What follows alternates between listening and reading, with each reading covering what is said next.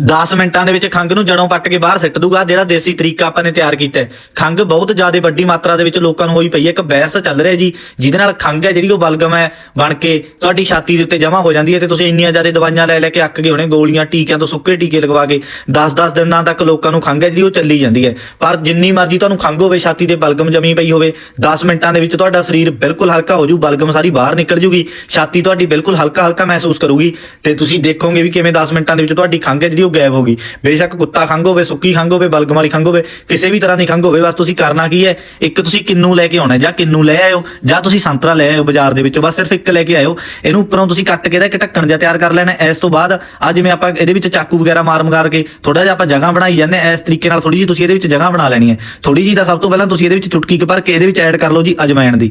ਇਸ ਤੋਂ ਬਾਅਦ ਇਹਦੇ ਵਿੱਚ ਥੋੜਾ ਜਿਹਾ ਤੁਸੀਂ ਐਡ ਕਰੋ ਜੀ ਕਾਲਾ ਨਮਕ, ਜਿਹੜਾ ਡੇਲੀ ਆਪਾਂ ਘਰੇ ਦਾਲਾਂ ਸਬਜ਼ੀਆਂ ਦੇ ਵਿੱਚ ਯੂਜ਼ ਕਰਦੇ ਹਾਂ।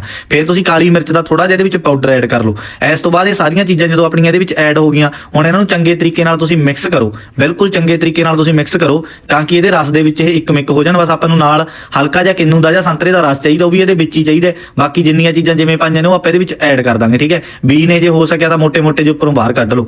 ਇਸ ਤੋਂ ਬਾਅਦ ਤੁਸੀਂ ਕਰਨਾ ਕੀ ਹੈ ਜੀ, ਇਹਦਾ ਢੱਕਣ ਲਗਾ ਕੇ ਇਹਨੂੰ ਤੁਸੀਂ ਗੈਸ ਚੁੱਲ੍ਹੇ ਦੇ ਉੱਤੇ ਰੱਖਣਾ, ਠੀਕ ਹੈ, ਕਿਉਂਕਿ ਦੂਸਰੀ ਅੱਗ ਦੇ ਉੱਤੇ ਰੱਖੋਗੇ ਤਾਂ ਦਿੱਕਤ ਆਊਗੀ। ਰੱਖਿਆ ਜਾਣਾ ਢੱਕਣ ਸਹੀ ਤਰੀਕੇ ਨਾਲ ਪੈਕ ਕਰ ਦਿਓ, ਜਿਵੇਂ ਆਪਾਂ ਕੱਟਿਆ ਉਸੇ ਤਰੀਕੇ ਨਾਲ ਹੀ ਪੈਕ ਕਰਤਾ। ਇਸ ਤੋਂ ਬਾਅਦ ਇਹਨੂੰ ਗੈਸ ਚੁੱਲ੍ਹੇ ਦੇ ਉੱਤੇ ਰੱਖ ਕੇ ਆਪਾਂ ਸਿਲੰਡਰ ਨੂੰ ਚੱਲੀ ਜਾਣ ਦਿਓ, ਤੇਜ਼ ਚੱਲੀ ਜਾਣ ਦਿਓ, ਪੂਰਾ ਕੋਈ ਦਿੱਕਤ ਨਹੀਂ ਗੀ, ਬਸ ਗੈਸ ਚੁੱਲ੍ਹੇ ਦੇ ਉੱਤੇ ਰੱਖੋ। ਇਹਨੂੰ ਚੰਗੇ ਤਰੀਕੇ ਨਾਲ ਉਬਾਲਾ ਮਾਰ ਜਾਣ ਦਿਓ। ਇਸ ਤੋਂ ਬਾਅਦ ਜਿਹੜੀਆਂ ਚੀਜ਼ਾਂ ਦੇ ਵਿੱਚ ਫੇਰ ਐਡ ਕਰਨੀਆਂ ਨੇ ਤੇ ਕਿਵੇਂ ਇਹਨੂੰ ਵਰਤਣਾ ਉਹ ਵੀ ਤੁਸੀਂ ਪ੍ਰੋਪਰ ਦੇਖ ਲਓ। ਇੱਕ ਬਨੇਜ ਸੁਣ ਲਓ, ਜਿਹੜੇ ਵੀ ਮਰੀਜ਼ ਨੂੰ ਖੰਘ ਦੀ ਦਿੱਕਤ ਹੋਈ ਪਈ ਹੈ, ਨਾ ਤਾਂ ਕੋਈ ਵੀ ਉਹਨੇ ਤਲੀ ਚੀਜ਼ ਖਾਣੀ, ਨਾ ਹੀ ਉਹਨੇ ਦੁੱਧ ਪੀਣਾ, ਨਾ ਪੱਤੀ ਵਾਲਾ ਦੁੱਧ ਪੀਣਾ, ਨਾ ਦਹੀਂ ਖਾਣੀ, ਤੇ ਨਾ ਹੀ ਉਹਨੇ ਕੋਈ ਤਲੀ ਹੋਈ ਕੋਈ ਵੀ ਚੀਜ਼ ਖਾਣੀ ਹੈਗੀ, ਨਾ ਉਹਨੇ ਕੇਲਾ ਖਾਣਾ, ਕੋਈ ਵੀ ਚੀਜ਼ ਨਹੀਂ ਹੈ ਜੀ ਖਾਣੀ ਜਿਹੜੀ ਖੰਘ ਨੂੰ ਬੜਾਵਾ ਦੇਊਗੀ।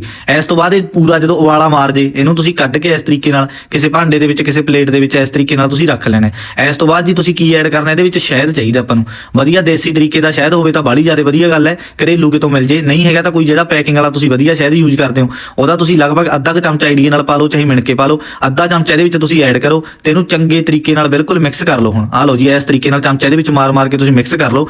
ਹੁਣ ਜਿਹੜਾ ਇਹ ਘੋਲ ਤਿਆਰ ਹੋਊਗਾ ਤਾਂ ਇੱਕ ਚਮਚਾ ਭਰ ਕੇ ਤੁਸੀਂ ਪੀ ਲਓ। 10 ਮਿੰਟਾਂ ਦੇ ਵਿੱਚ ਤੁਸੀਂ ਦੇਖੋਗੇ ਵੀ ਤੁਹਾਨੂੰ ਖੰਘ ਤੋਂ ਰਾਹਤ ਮਿਲ ਜੂਗੀ। ਤੇ ਜਿਹੜੇ ਬੀ ਨੇ ਉਹ ਨਹੀਂ ਤੁਸੀਂ ਵਿੱਚ ਲੈਣੇ, ਬਸ ਆਹ ਤੁਸੀਂ ਇਸ ਤਰੀਕੇ ਨਾਲ ਚਮਚੇ ਦੀ ਡੋਜ਼ ਬਣਾ ਲਓ ਤੇ ਤੁਸੀਂ ਇੱਕ ਟਾਈਮ ਲਓ ਜੀ, ਇੱਕ ਟਾਈਮ ਤੋਂ ਬਾਅਦ ਮਾੜੀ ਮੋਟੀ ਰਹੇਗੀ ਤਾਂ ਦੂਸਰੇ ਟਾਈਮ ਤਿਆਰ ਕਰਕੇ ਲੈ ਲਓ। ਤੁਸੀਂ ਦੇਖਿਓ ਖੰਘ ਤੁਹਾਡੀ ਐਂ ਜਮੀ ਗਾਇਬ ਹੋ ਜੂਗੀ।